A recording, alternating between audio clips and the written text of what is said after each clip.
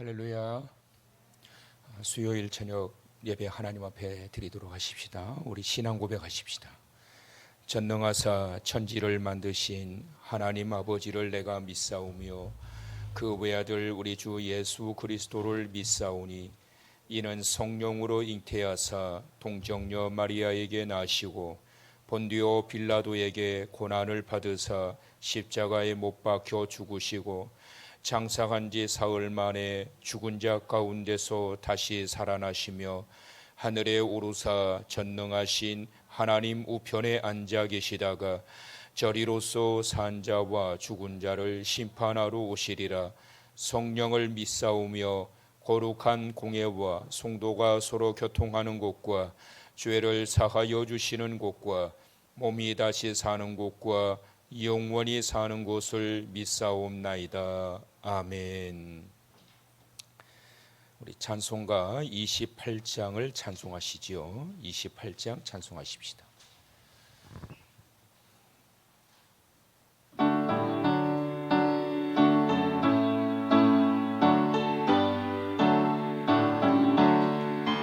복의 기운 강림하사 찬송하게 가소서.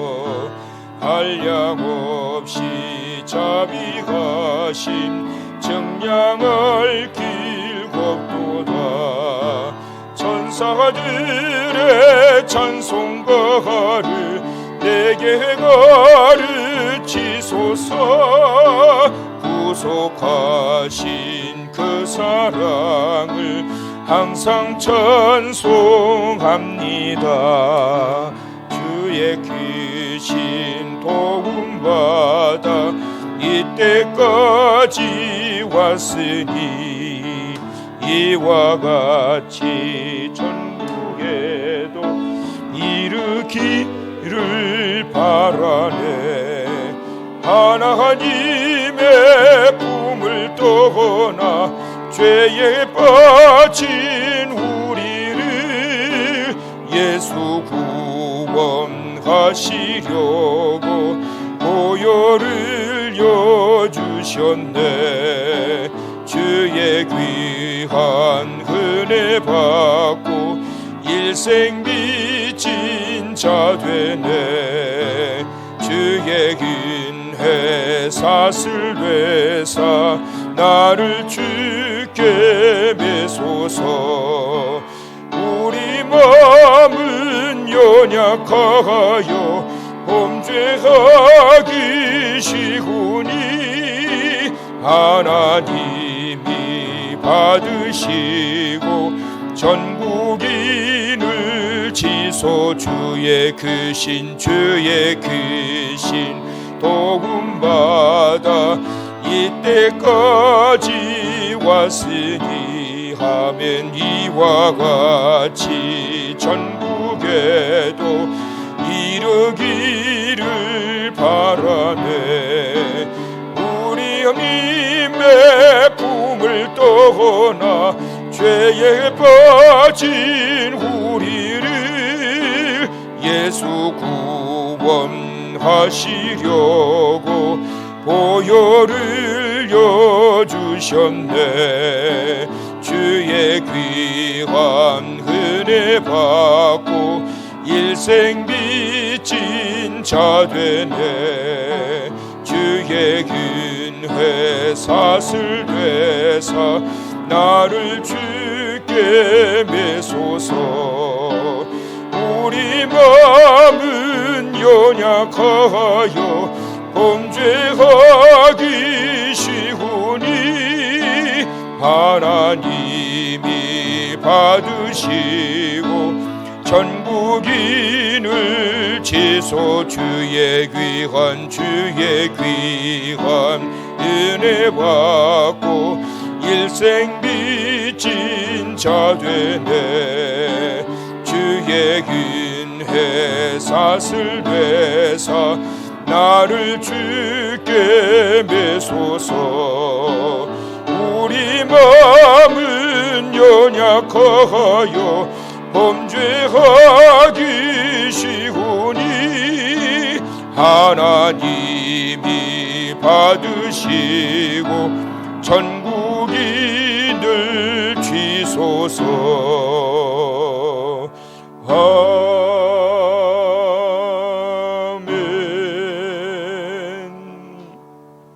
456장 우리 찬송 한 장 더 하시고 우리 함께 기도하도록 할 텐데요.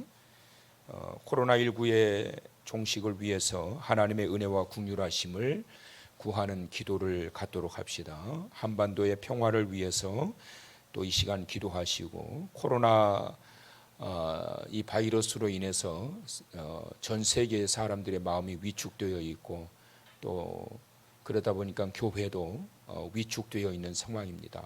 전도도 마음껏 하기가 그렇고, 또 신앙생활도, 오늘도 여러분을 통화를 했는데 자녀들 때문에 교회를 못 가게 해서 오늘도 가능한 오신다고 그랬는데 못 오시고 그러셨어요. 그래서 하루빨리 이 신앙의 회복이 일어날 수 있도록, 이대로 이렇게 가다 보면 정말 큰일이거든요. 큰일이에요. 그래서 하루빨리 신앙의 회복이 있도록, 이러다 주님 오시면 어떡하겠냔 말이에요. 인자가 올 때 세상에서 믿음을 보겠느냐 그런데, 이 코로나 사태 때문에 예배도 그냥 제대로 드리지 못하고 이렇게 하다 보면 믿음 다 떨어지게 되고 예배 생활 소홀히 하게 되고, 그러다 주님 오시면 어떡하겠냐고요. 그래서 신앙의 회복을 위해서, 코로나 바이러스의 종식을 위해서, 그리고 이 한반도 평화를 위해서 우리 456장 찬송하시고 기도하는 시간 갖도록 하시죠.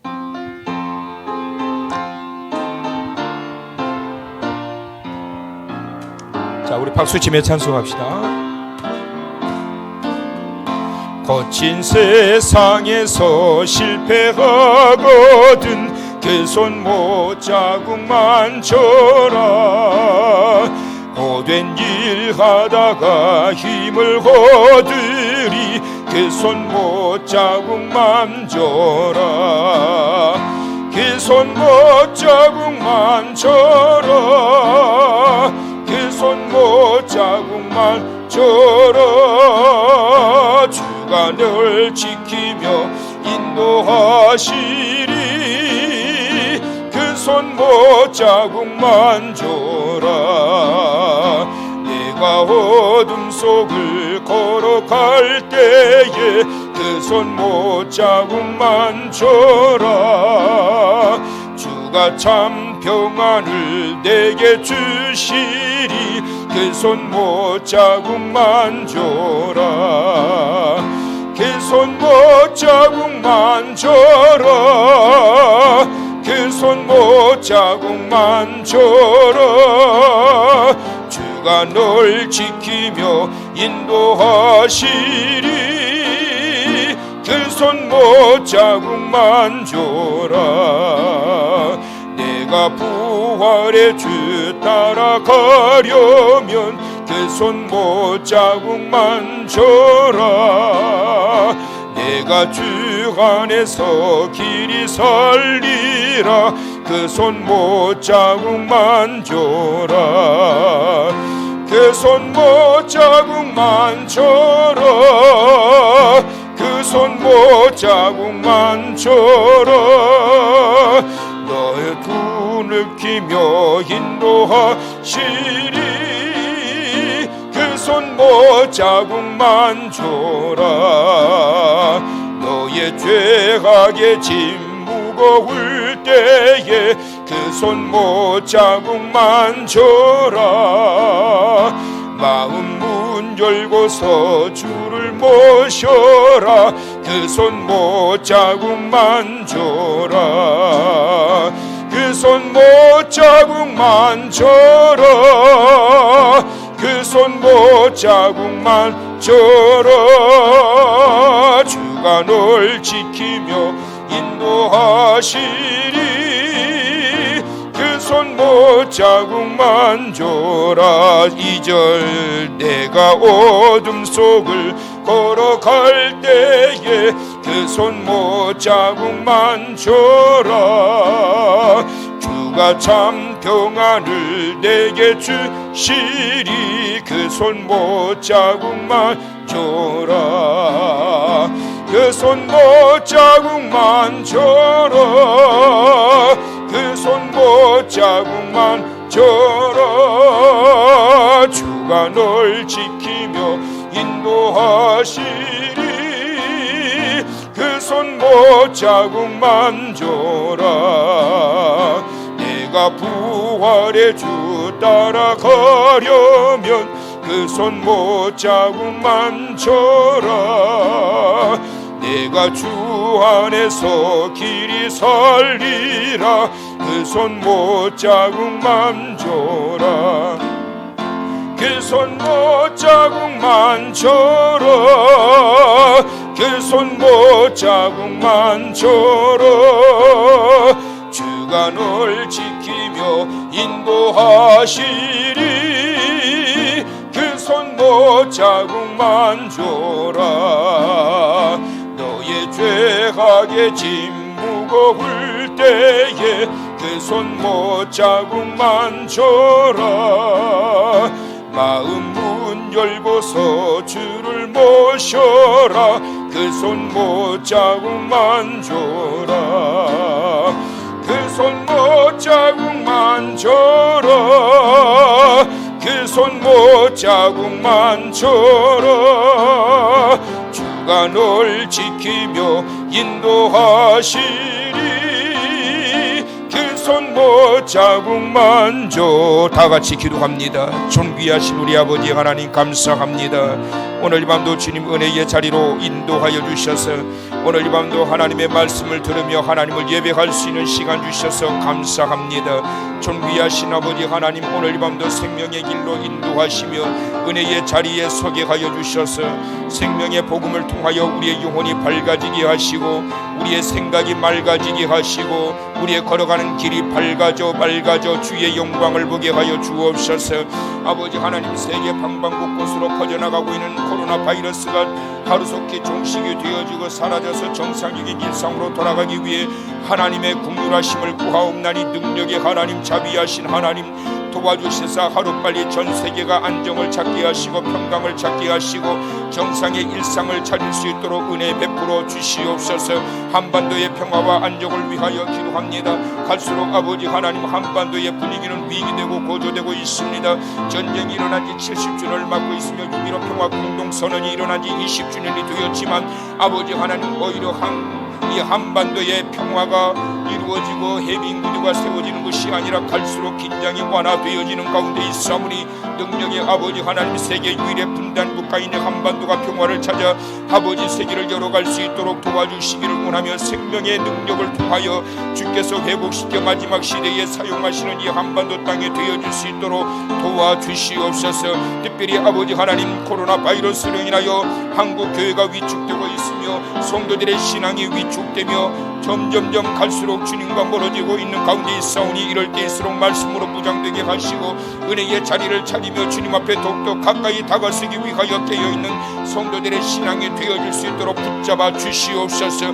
마지막 때에 인자가 올 때에 세상에서 믿음을 보겠느냐 하셨는데 아버지 하나님, 온 성도들이 이럴 때일수록 깨어있게 하여 주시옵시고 더욱더 주님을 향하는 자가 되게 하시고 은혜를 사모하는 자가 되게 하여 주셔서 주님 주신 은혜의 시간에 은혜의 자리에 함께 할 수 있도록 도와주심으로 주님의 영광을 보며 주께서 세워 가시는 축복의 자리에서 주의 의를 바라보며 사랑받는 쓰임받는 일꾼들 되어질 수 있도록 도와주시옵소서. 오늘 이 밤도 주님의 은혜의 자리로 인도하신 아버지 하나님, 사랑하시는 온 성도들에게 말씀의 양식으로 깨어나게 하시고 육체의 연약한 자들은 치료받게 하시고 마음이 답답한 영혼들은 바람의 은혜를 경험하는 이 밤 되게 하여 주시옵소서. 가정마다 지켜주시고 한국교회 5만여 교회가 주의 말씀의 권세와 능력으로 아버지 하나님 견고하게 세워지게 하시고 인적 자원 정적 자원 불러주시고 모아주셔서 아버지 하나님의 영광을 경험하게 되는 교회들 되어질 수 있도록 도와주시고 특별히 아버지 하나님 주의 핏값으로 세워주셨사오니 아버지 하나님 교회들이 약해지지 않게 하시고 이단과 우상의 세력과 세속과의 바람에 물들지 아니하도록 하나님의 핏값으로 세워진 교회가 온전히 바르게 세워지며 꿋꿋하게 마지막 때에 주의 영광을 드러내면서 살아가게 되는 그러한 성도와 교회들 되어질 수 있도록 도와주시옵소서. 존귀하신 우리 아버지 하나님, 오늘 이 밤도 은혜의 자리로 우리를 인도해 주셔서 감사합니다. 예배드려야 할 시간, 예배자의 자리로 있게 하신 아버지 하나님, 오늘 이 밤도 크신 은혜 베풀어 주시기를 원하오며, 특별히 이 바이러스로 인하여 전 세계가 위축되어지고 있고 교회가 점점점 어려워지고 있고, 특별히 개척교회가 갈수록 어려워져서 문 닫는 교회들이 속속들이 드러나고 있고 나타나고 있습니다. 불쌍히 여겨주시고 하루빨리 일상으로 돌아갈 수 있도록 능력의 하나님 막아주시고 회복되게 하여 주시옵소서. 존귀하신 아버지 하나님, 마지막 때에 온 성도들 특별히 믿음을 지켜주시옵소서. 이 핑계로 인하여서 하나님과 멀어지지 않게 하시고, 이 핑계로 하나님 앞에 예배자의 자리를 소홀히 여기는 자들 되지 않도록 도와주시고, 의무감에 하나님 앞에 서는 것이 아니라 은혜를 갈망하는 마음으로 주님 앞에 다가서는 성도들 되게 하여 주심으로 말미암아 어려울 때일수록 하나님 앞에 믿음이 나타나고 은혜의 검증을 받게 되는 성도들의 삶이 되도록 도와 주시옵소서. 아버지 하나님, 오늘 이 시간 최은주 집사님 예물 올려드립니다. 희망 날개 달기 예물로 올려드리옵나니, 하나님 이 가정과 사랑하시는 주님의 귀한 종을 붙잡아 주시고 자녀의 길을 인도하여 주셔서 주의 영광을 위해 쓰임받게 되는 도구가 되게 하시고 통로가 되게 하시고, 하나님 기뻐하시는 모습으로 일평생 살아가는 이 가정, 축복된 가정 되게 하여 주시옵소서. 오늘 이 밤도 사탄막이 틈타지 못하게 하시고 깨어있게 하시고, 말씀이 은혜가 되어져서 가슴에 새겨지는 이 시간 되게 하심으로, 살아있는 생명의 말씀 좌우의 날선 검과 같은 이 말씀으로 영적 대수술이 이루어지며 하나님의 은혜를 발견하며 영광을 보게 되는 이 밤 되게 하여 주시옵소서. 예수님의 거룩하신 이름으로 축복하며 기도드리옵나이다. 아멘. 할렐루야. 하나님 말씀 우리 보도록 하겠습니다. 창세기 6장의 말씀을 보십니다.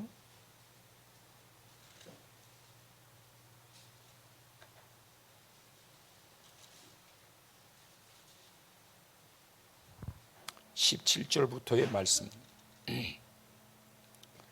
창세기 6장 17절에서 마지막 절까지 교도하십시다. 말씀 받기 전에 광고를 한 가지 하지요. 여러분 잘 못 느끼셨지요? 여기 앞에 이렇게 아크릴로 이렇게 투명하게 이렇게 해놨는데 모르셨지요?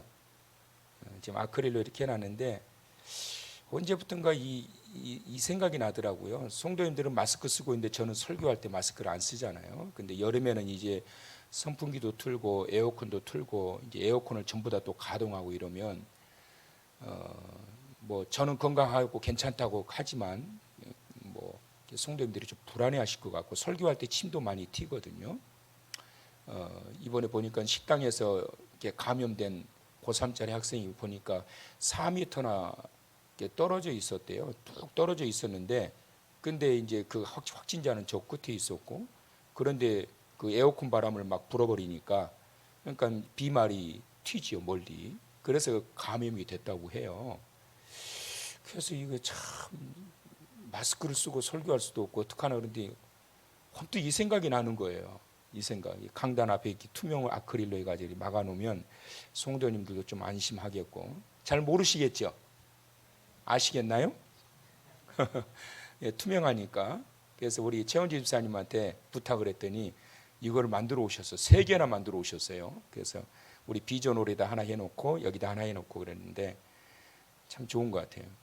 근데 집사님 조금만 더 크면 좋겠는데, 이게 한 뼘, 두 뼘만 좀 더 길게 해가지고 하나만 더 만들 수 있으면 집사님 가능하면 하나 더 만들어 오시면 좋을 것 같아요. 여기하고 여기는 괜찮은데 제가 이러고 사는 것도 아니고, 근데 여기하고 여기는 뻥 뚫려 있어서 여기만 해도 괜찮은데 가능하시면 2뼘만 더 길게 해가지고 하나 더 해오시면, 2뼘만 하나만. 손이 크셔가지고 하나만 해달라고 하는데 3개나 해가지고 하나를 지금 누굴 줄까, 지금 어느 교회 하나 보내주려고요. 그 올려놓으면 서로 달라고 난릴 거란 말이에요. 그래서 어떤 목사님한테 줄까 지금 고민 중에 하나는 지금 제 방에 있는데, 안산에 저기 목회하는 우리 김상훈 목사 그 친구 목사님 교회 보내줄까? 우리 친구들은 너무 많아가지고. 응? 싫어? 자기가 감사해. 한번 전화해봐요. 이거 사진 찍어가지고 그 친구 목사님 안산에 목회하는 목사님 계시다는데 거기 드리면 좋을 것 같아요.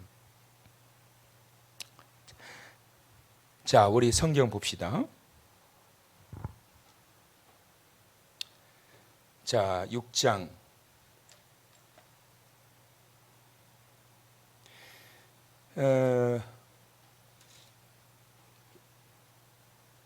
13절부터 봅시다. 우리 13절부터 한 절씩.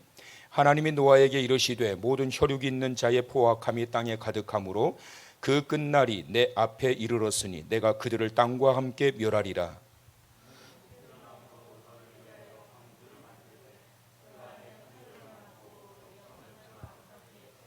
내가 만들 방주는 이러하니 그 길이는 300규빗, 너비는 50규빗, 높이는 30규빗이라.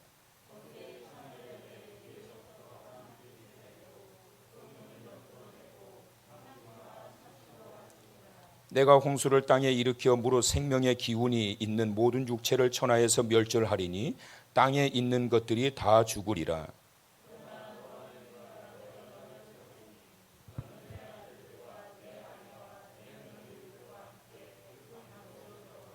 혈육 있는 모든 생물을 너는 각기 암수 한 쌍씩 방주로 이끌어들여 너와 함께 생명을 보존하게 하되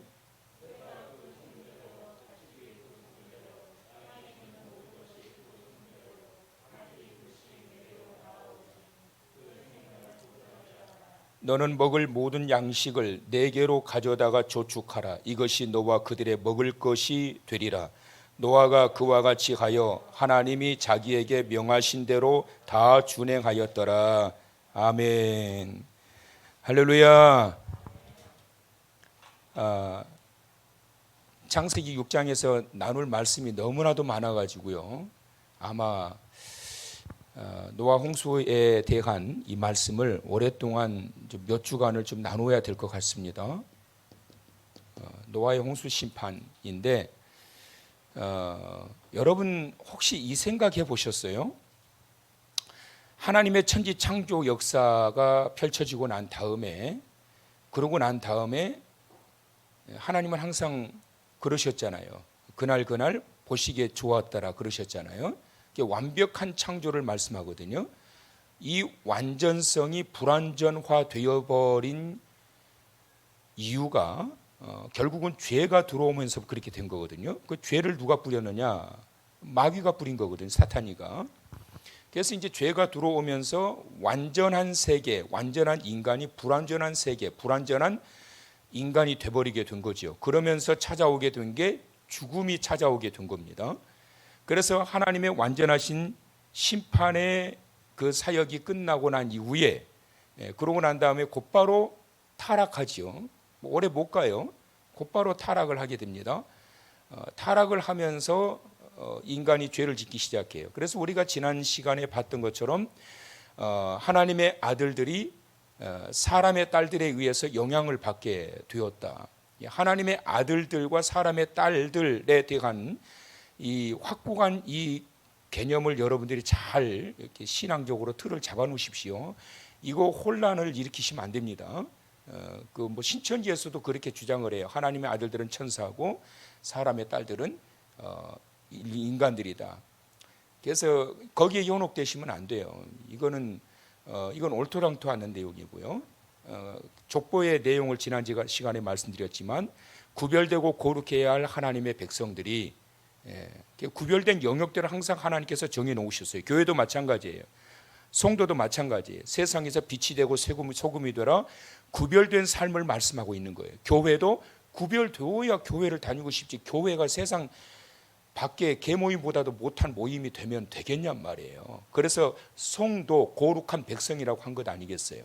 그래서 이 거룩하게 구별되어지는 그 무리들이 타락한 그러한 하나님의 곁을 떠난 무리들에 의해 가지고 영향을 받게 되었다.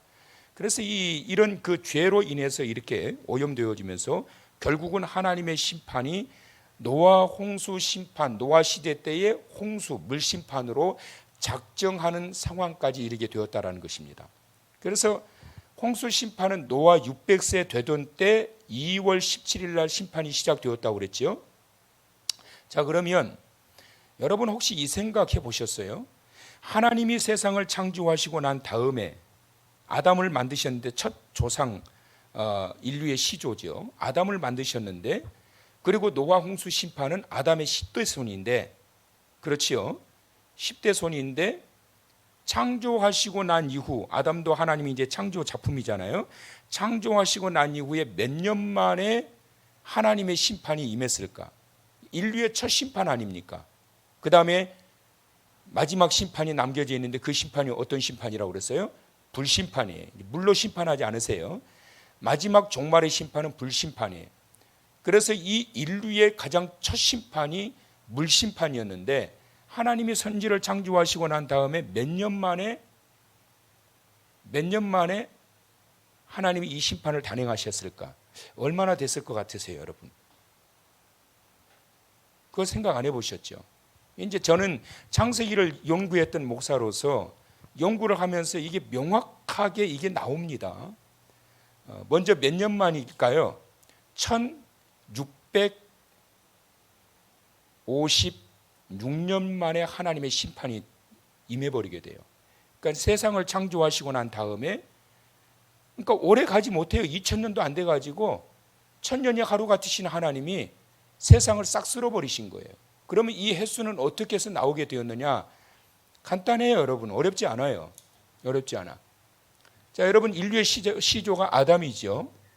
아담이 몇 년을 살았어요? 930년을 살았지요. 그래서 아담이 930년을 살았습니다. 아담이 언제까지 살았다는 거 기억하고 계세요, 여러분? 라멕 56세 때 되던 때까지 아담이 동행해요.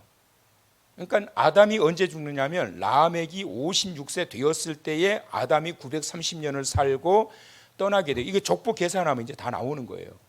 그래서 아담이 930년을 살았어요. 그 다음에 라멕이 777년을 살았어요. 그런데 라멕이 777년을 살았는데, 아담이 라멕의 몇 살 때? 56살 때 아담이 죽었단 말이에요. 그러니까 777에서 56을 빼면 721이 나오죠. 그렇죠? 그러면 여기다 이제 721을 더하면 되는 거예요. 자, 이해하고 계시죠? 아담이 930년을 살았는데 라멕 시대, 라멕이 8대 손이거든요. 라멕이 9대 손이거든요. 라멕이 777세를 살았는데, 라멕이 56세 되던 때에 아담이 죽었다. 그러니까 777 빼기 56 하면 721년이니까 아담의 수명에다가 라멕 56세 때 나이를 뺀 721을 더하면 되는 거예요. 자, 그리고 라멕은 언제까지 살았느냐 하면, 노아의 홍수 심판이 600세 되던 때라고 그랬는데, 노아가 595세 때에 라멕이 죽습니다. 라멕이 죽어요. 그러니까 여기다가 라멕이 721이니까 여기다가 600세 홍수 심판 되기 몇 년 전에 라멕이 죽지요? 5년 전에 죽지요. 그러니까 여기다 5를 더해야 되는 거예요. 5년 뒤에 노아 600세 홍수 심판이 임했으니까. 그러면 어떻게 되나요? 자, 726 더하기 930 얼마예요? 1550 아니 1656 그렇죠? 56 이렇게 나오는 거예요. 그래서 아담 첫 시조, 아담이 하나님의 창조 작품 마지막 날 창조하셨으니까, 그래서 아담을 창조하시고 난 이후로부터 노아 600세 되던 때까지 딱 계산을 하면 1656년이 나오는 거예요. 이런 설교는 아무 데서나 들어보지도 못했을 거예요, 여러분. 어떤 책을 봐도 이런 내용이 없어요. 그런데 이거는 정확해요. 제가 이단 아닙니다, 여러분. 정확해요. 다시 설명해 드릴까요? 아담이 930년을 살았어요. 아담이 언제까지 살았다고요? 아담의 구대손이었던 라멕이 쉬운 6살 되던 때까지 살았단 말이에요. 쉬운 6살. 그러면 라멕이 777년을 살았으니까 그가 56세에 살았으니까 빼면 721이란 말이에요. 여기에다가 라멕은 노아가 595세. 자, 5장 30절에 보면 나와 있어요, 여러분. 자, 5장 30절 한번 보실래요? 라멕은 노아를 낳은 후 몇 년을 지내며 595년을 지내며 자녀들을 낳았다. 그러니까 여기서 595년을 더 살다 이제 떠났다는 이야기거든요. 그래서 595살, 노아가 595세라고 하는 것은 노아의 600세 심판 이전에 5년 전에 하나님이 데려가셨다는 거예요. 그래서 이게 1656년이에요. 우리 이미재 간사 수학 잘하잖아요. 이게 맞아 틀려 이게 공식이 맞지? 이미재 간사가 맞다 그러면 맞는 거예요. 그래서 여러분 하나님의 심판이 창조하시고 난 이후에 오래 가지 않아요. 이게 1656년 만에 하나님께서 쓸어버리신 거예요. 그랬을 때의 하나님의 마음 어떤 마음이셨을까요, 여러분? 그 세상을 하나님께서 창조하시고 너무나도 흡족해 하셨던 그 하나님께서 결국은 1656년 만에 이걸 다 쓸어버리셨을 때에는 하나님의 마음이 어떠셨을까? 그런데 이런 상황에서 노아가 600세 되던 때에 이 심판을 경험하지만 6장 8절에 그러나 노아는 여호와께 은혜를 입었더라 그랬단 말이에요. 이 심판 중에도 하나님이 노아의 가정에 은혜를 베푸셨어요. 은혜를. 그러면 어떤 은혜일까요? 이게 어떤 은혜일까요? 노아의 이 홍수 심판 중에서 노아의 가정이 받았던 은혜, 그것은 바로 사명의 은혜를 입습니다. 노아의 가정은 하나님께로부터 특별한 사명의 은혜를 받아요. 어떤 사명이냐? 그가 120년, 우리 지난 시간에 봤던 120년을 선포하는 선지자적 사명을 받습니다. 노아는 선지자의 사명을 입어요. 그래서 120년. 노아가 부름을 받았을 때가 480세. 그가 480세 되던 때 부름을 받아서 그가 600세 되던 때에 하나님의 심판이 임하게 돼요. 그래서 120년, 하나님께서 120년 동안 노아로 하여금 하나님의 심판을 경고하게 해요. 니느웨 성을 하나님께서 심판하시기 전에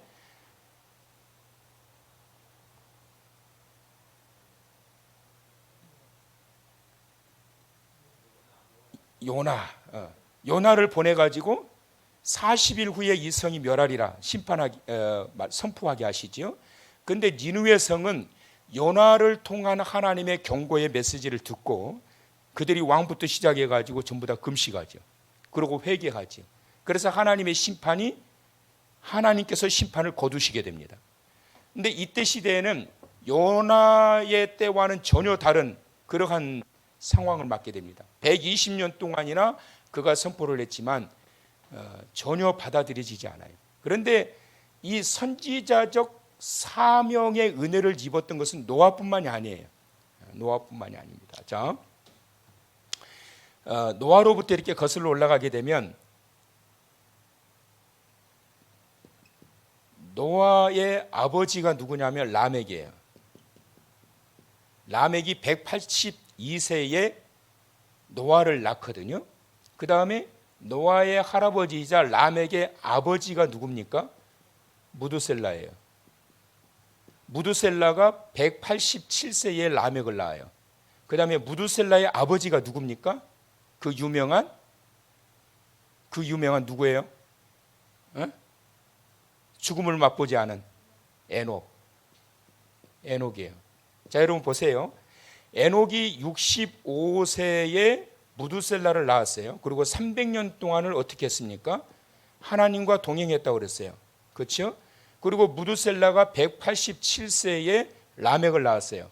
라멕이 182세에 노아를 낳았어요. 그리고 노아 600세 되던 해 2월 17일에 심판이 임했어요. 자, 노아에게 주신 하나님의 사명, 그러나 그날이 120년이 되리라. 하나님께서 120년을 기다리시겠다는 거예요. 노아를 부르시고 난 다음에 하나님께서 기다리시겠다는 거예요. 이 백성들이 회개하고 돌아올 때까지 하나님께서 기다리실 테니까 노아야, 너는 외쳐라. 곧 세상이 물로 망하게 될 것이다. 그래서 120년을 기다리신다는, 어찌 보면 하나님께서 카운트다운을 미리 말씀해 주셨단 말이에요. 선포하고 난 다음에 500세 되던 때에 그가 셈과 함과 야벳을 낳게 되면서 이 아이들이 성년이 되었을 때, 그때부터 이제 한 70년 80년 동안 방주를 만들게 됩니다. 방주의 길이가 어마어마하지요. 방주의 길이가 150m, 300규빗이니까 150m, 넓이가 50규빗, 25m예요. 높이가 30규빗이에요. 15m예요. 그럼 여러분, 이게 얼마나 위험한 작업입니까? 결국은 15m 높이까지 올라가서 작업을 해야 되는 일이거든요. 굉장히 위험한 일이에요.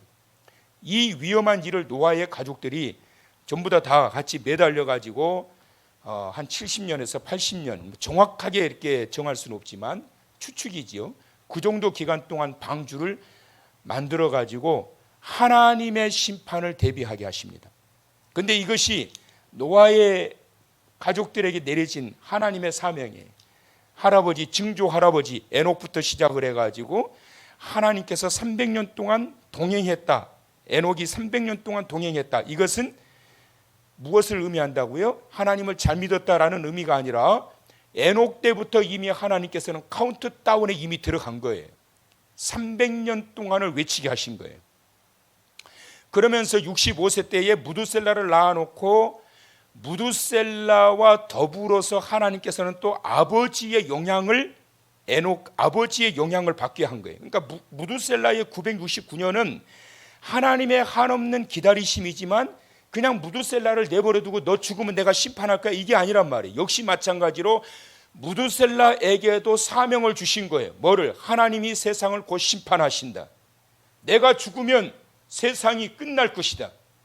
성경에는 없지만 얼마든지 추정할 수 있는 내용이에요. 여러분, 빨리 하나님 앞으로 돌아오세요. 나 죽으면 하나님께서는 아마 세상 심판하실 겁니다. 그러니까 빨리 돌아오세요.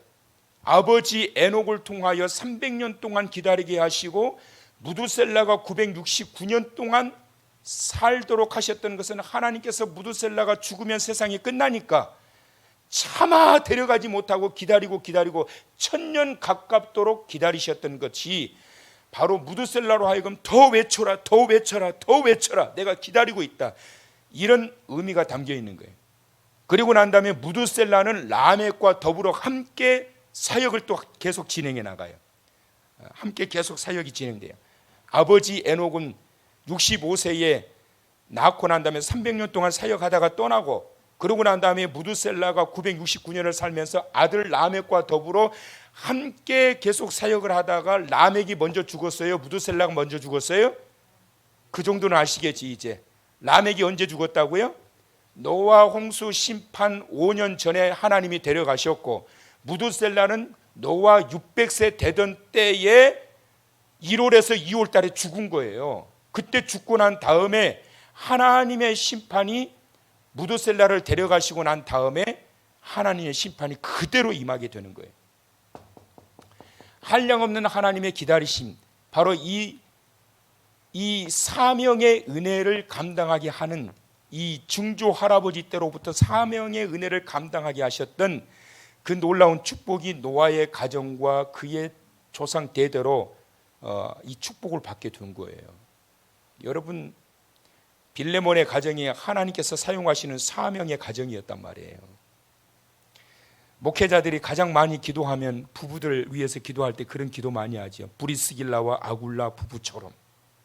브리스길라와 아굴라 부부처럼. 그 부부는 사명의 부부였어요. 함께 부부가 힘을 다해서 교회를 세워가고 주의 종을 섬기고 그러면서 하나님의 일을 해나갔던 가정이었단 말이에요. 여러분, 성경에 보게 되면 하나님께서 가정을 사용하시는 그러한 때가 많아요. 모세도 역시 마찬가지로 모세와 형과 누이와 가정들이 쓰임을 받게 돼요. 가정들이. 노아의 가정 8명이 쓰임을 받게 돼요. 여러분 재미있는 게 있어요.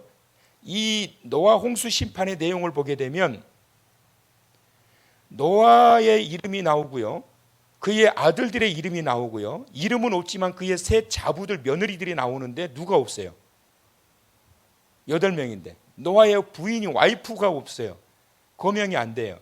8명이면 노아와 노아 아내와 세 아들과 세 자부들까지 이렇게 해가지고 8명인데 노아 아내에 대해서는 언급된 게 없어요. 무엇을 의미할까요? 아내는 둘 중에 하나예요. 아내가 노아가 지긋지긋하게 120년 동안이나 이 일만 하고 있고, 그리고 또 자식들 고생시키고 이거 꼴보기 싫어가지고 박해를 해가지고 성경에서 이름을 뺐을 거다. 그러나 구원은 해줬을 것이다. 이거 하나.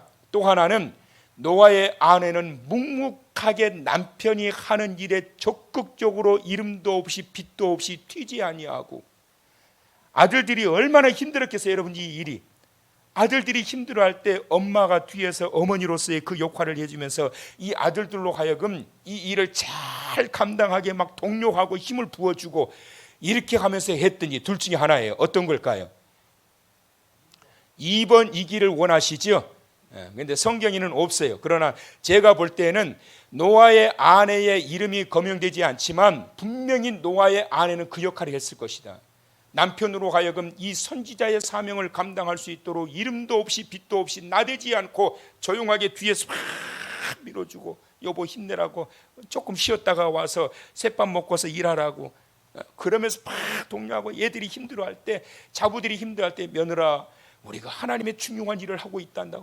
얼마나 큰 일을 하고 있는지 아느니 하나님의 심판을 우리가 준비하는 이 방주를 만드는 일을 하고 있고, 여기에 들어오는 모든 자를 다 하나님이 구원하신다고 그랬단다. 힘들어도 조금만 참자, 조금만 견디자. 그러면서 이 아내가 그 역할을 했을 거라고. 근데 재밌는 게 500세 되던 때에 셈과 함과 야벳을 낳았단 말이에요. 그러면 그때부터 났으니까 셈과 함과 야벳이 600세 되던 때에 하나님의 심판이 임했을 때 그 아들들이 나이가 몇 살이에요? 100살 가깝단 말이에요. 그런데 뭐가 안 나와요? 또 뭐가 없어요? 자녀들이 없어요. 노아의 손주들이 하나도 없어요. 다 어디 갔을까요? 8명만 구원하고 셈과 함과 야벳이 낳았던 자녀들은 하나님이 그냥 물밖에 버렸나 보다. 안 그러면 셈과 함과 야벳이 너무, 아버지가 너무 이 말도 안 되는 주장을 하고 있고, 할아버지도 그렇고 꼴보기 싫어서 방탕해가지고 밖으로 도망가 버렸나 보다, 그거예요? 아니란 말이에요 여러분. 셈과 함과 야벳은 하나님의 홍수 심판이 끝나고 난 다음에 육지에 발을 딛고 난 그때부터 자녀를 낳기 시작해요. 무엇을 말씀하고 있을까요? 1년 17일 동안 방주에 머무는 그 기간이 얼마나 힘들어요. 요즘 배는 그래도 갑판이라도 있어가지고 바람이라도 좀 쐬죠, 나와서.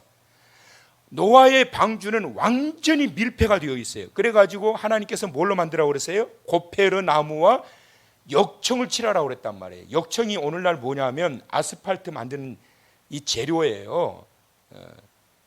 나무를 잘라가지고 틈틈이 해놨는데 이게 물이 다 들어와버리면 어떻게 되겠냐 말이에요. 물 들어오지 못하게 하려고 하나님께서 역청으로 거기 전부 다 틈을 다 메꾸게 하셨어요.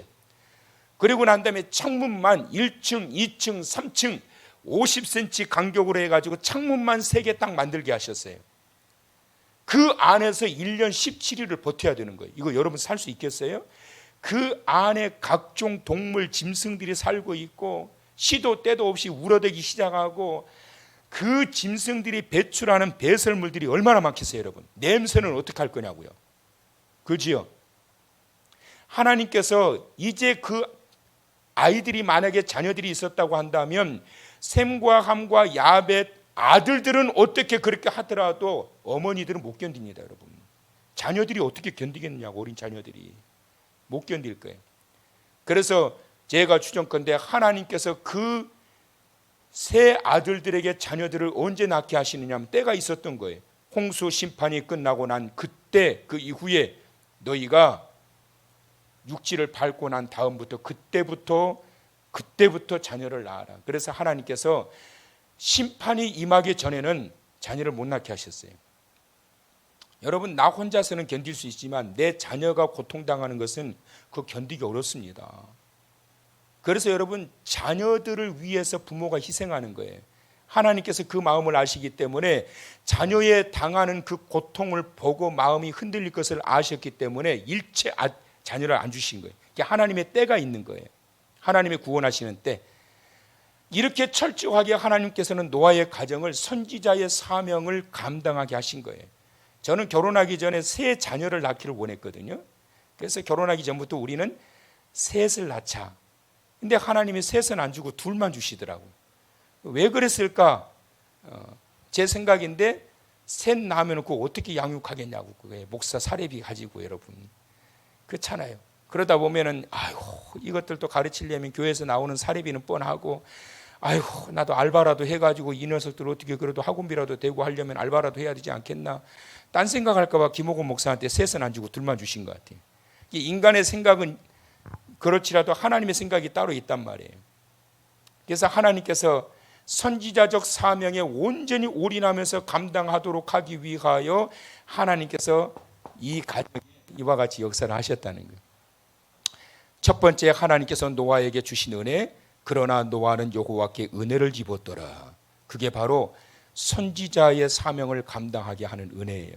모세의 가정처럼, 모세의 형 아론처럼, 미리암 누이처럼 하나님께 쓰임받는 가정, 빌레몬의 가정처럼 쓰임받는 가정, 이렇게 쓰임받는 가정이 되기를 원하셔야 돼요. 마지막 시대에 하나님 우리 가정이 이렇게 쓰임받는 하나님의 놀라우신 은혜가 임하기를 원합니다. 마지막 시대에 하나님은 모든 성도들이 선지자의 사명을 감당하는 자들이 되기를 원하신단 말이에요. 두 번째 또 하나 하나님께서 노아에게 주신 은혜가 뭐냐? 그것은 바로 구원의 은혜지요. 구원의 은혜. 그래서 하나님께서 방주를 만들게 하시는데 이 방주가 뭘 의미하는지 아시지요? 방주는 오늘날 교회를 의미하는 거예요. 안에 들어와야지 구원 받는 거예요. 교회 밖에는 구원이 없단 말이에요. 들어와야 구원을 받는 거예요. 그런 사람들 많아요. 요즘 주변에 보면 나 하나님 믿는다고, 나 하나님 믿는다고. 그럼 교회만 지금 나중에 갈 건데 나는 하나님 믿는다고. 구원이 있어요, 없어요? 없어요, 여러분. 교회 안에 들어와야 구원이 있는 거예요. 교회 밖에는 구원이 없어요.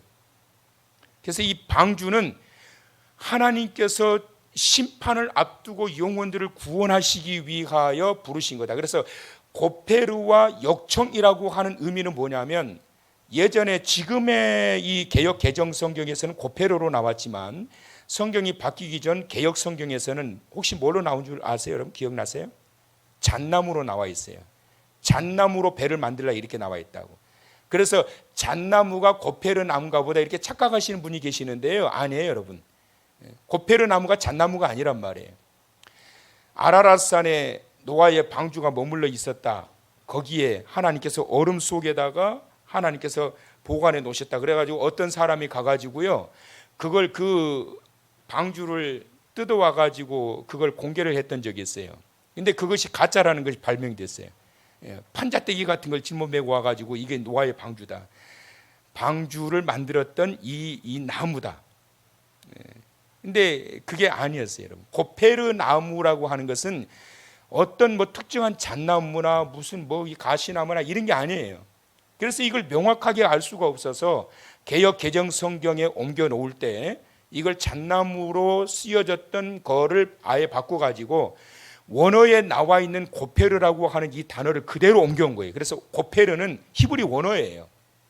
그래서 고페르 나무가 잣나무입니다. 뭐 무슨 나무입니다. 그렇게 말하면 여러분 그걸 좀 신뢰하기는 어려운 거예요. 몰라요, 그거는. 그래서 원어를 그대로 가져와서 고페르 나무로 방주를 만들고 그 다음에 역청을 그 칸 사이에 물이 들어가지 못하도록 막아라. 그럼 고페르 나무와 역청이 의미하는 게 상징적 의미가 뭐냐? 바로 예수 그리스도다. 예수 그리스도. 그래서 구속사적인 관점에서 성경을 연구하는 학자들의 모든 견해가 공통적으로 고페르와 그 역청은 바로 예수 그리스도, 보호해 주시고 그 안에서 살게 하시는. 그래서 방주는 바로 교회를 의미한다. 그래서 노아의 가정이 받았던 은혜가 바로 구원의 은혜이다. 8절에 나와 있는 그러나 노아는 여호와께 은혜를 입었도다라고 하는 것은 바로 이 두 가지의 사명의 은혜와 그리고 구원의 은혜를 의미하고 있는 것입니다.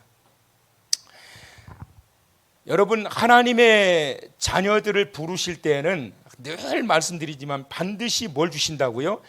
사명을 주신다라는 것을 여러분 잊어버리시면 안 됩니다. 구원과 사명은 함께 가요. 구원받은 자들에게는 사명이 있고 사명이 없는 구원받은 자들은 아무도 없어요. 모두에게 다 사명이 있어요. 모두에게 다. 우리 윤진옥 권사님에게도 사명이 있고 그 사명을 지금 계속 감당하고 계시는 거고, 다 사명을 다. 구현정 권사님에게도 내가 이렇게 이제 천국 갈 날이 얼마 안 남은 것 같은데 나에게 무슨 사명이 있겠나. 권사님 지금 사명이 있어요. 권사님에게. 죽는 그날까지 하나님께서 구원하신 자들에게는 모두에게 다 사명을 주신단 말이에요. 노아의 가정을 하나님께서 구원하시기 위하여 작정하시고 난 다음 주셨던 것이 뭐냐면 사명을 감당하도록, 그리고 그 사명을 충실히 감당할 수 있도록 하나님께서 그 모든 환경들을 만들어 가셔요. 그래서 하나님의 주신 사명을 잘 감당하여 주의 영광을 온전히 드러내면서 나아가는 그런 가정이 되기를 소망합니다라는 이러한 간절한 간구와 더불어서 나아가야 되는데, 자, 그렇다면 이 사명을 준행하는 일에 있어서 하나님께서 내리신 명령이 있습니다. 노아에게. 첫째는 어떤 명령이에요? 생명을 보존하게 하라. 자, 20절의 말씀을 한번 보세요, 여러분. 20절. 새가 그 종류대로, 가축이 그 종류대로, 땅에 기는 모든 것이 그 종류대로 각기 둘씩 4개로 나아오리니, 그 다음 뭐라고요? 그 생명을 보존하게 하라. 첫 번째 하나님이 내리신 명령, 그 명령은 뭐냐면 생명을 보존하게 하는 거예요. 이것은 노아뿐만 아니라 오늘날 저와 여러분에게도 주신 하나님의 명령이에요. 생명을 보존하게 하고자 하는 명령. 그 영혼에 죽어가는 영혼을 생명을 보존하도록 하기 위하여 어떻게 해야 되는 거예요? 방주로 들어가게 해야 되는 거예요. 방주에 들어와야 생명이 보존되는 거예요. 그 다음에 21절. 너는 먹을 모든 양식을 4개로 가져다가 뭐하라? 저축하라 그랬어요. 자, 하나님이 두 번째 사명을 위해서 내리신 명령이 뭐라고요? 저축하게 하는 거예요. 구원받은 하나님의 백성들이 사명을 잘 감당하도록 하기 위해서 두 번째 필요한 것이 뭐예요? 열심히 저축해야 되는 거예요. 여러분, 기도 저축 잘 하시라고. 기도 통장에 기도가 얼마나 쌓여 있는가 한번 보시라고. 요즘 같은 때 뭐 이 핑계 저 핑계 기도 안 하잖아요, 여러분. 정말 기도해야 할 때인데 기도 안 하잖아요. 한국 교회가 지금 기도를 안 해요. 이 핑계 저 핑계 대고. 근데 하나님은 무슨 말씀을 하고 계시냐면 생명을 보존하도록 하기 위해 두 번째 저축하라. 방주에 그 생명체를 전부 다 들어오게 해서 저축하라는 거예요. 하나님이 가장 기뻐하시는 저축일까요? 영혼을 하나님 앞에 데려와서 방주 안에 막 들어오게 하는 거예요. 전도 열심히 하는 거예요. 하나님이 가장 기뻐하시는 저축이에요. 열심히 전도하시라고. 여러분, 전도할 생각도 안 하는 성도들이 많습니다. 여러분, 어쩌면 오늘 저녁에 딱 나한테 하시는 말씀이냐, 그렇게 생각하시는 분들이 계실 것 같아요. 노아의 방주의 생명체를 전부 다 각기 암수 한 쌍씩 생명을 보존하여 그것을 저축하라. 이게 하나님 명령이에요. 그래서 여러분, 듣든지 아니 듣든지 외쳐야 된다고. 저축하시라고. 열심히 전도하고, 그리고 기도를 저축하고, 돈만 저축하려고 하지 말고 영적인 자산을 부지런히 저축해가지고 나아가는 자가 되어야 된단 말이에요. 그 안에서 하나님의 선하신 역사가 일어나게 되는 거예요.